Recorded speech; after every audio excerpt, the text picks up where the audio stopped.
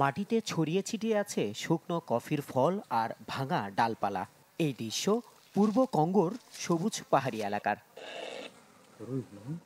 Africa অঞ্চলের দেশটিতে যুদ্ধের প্রভাব যেসব খাত সবচেয়ে বেশি হুমকিতে পড়েছে তার মধ্যে একটি কফি চাষ।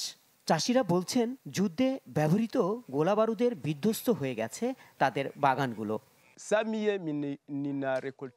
যুদ্ধের কারণে আমরা পালিয়ে গিয়েছিলাম, ফিরে এসে দেখি কফি পচে গেছে।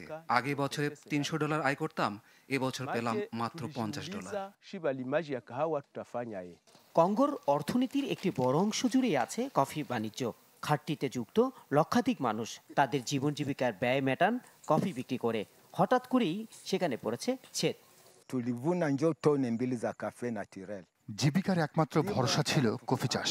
সন্তানদের পড়াশোনা থেকে শুরু করে সংসার চালানো সবই অনিশ্চিত হয়ে উঠেছে।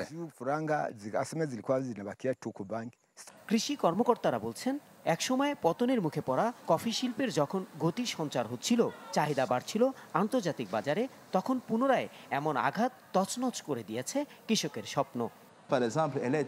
এবছর কফি গাছে প্রচুর ফুল এসেছিল, কিন্তু সংঘাত আর ব্যাংক বন্ধ থাকায় রপ্তানি কার্যত থেমে গেছে। জাতিসংঘের তথ্য বলছে 1980-র দশকে কঙ্গোতে বছরে 1 লাখ টনেরও বেশি কফি উৎপাদন হতো।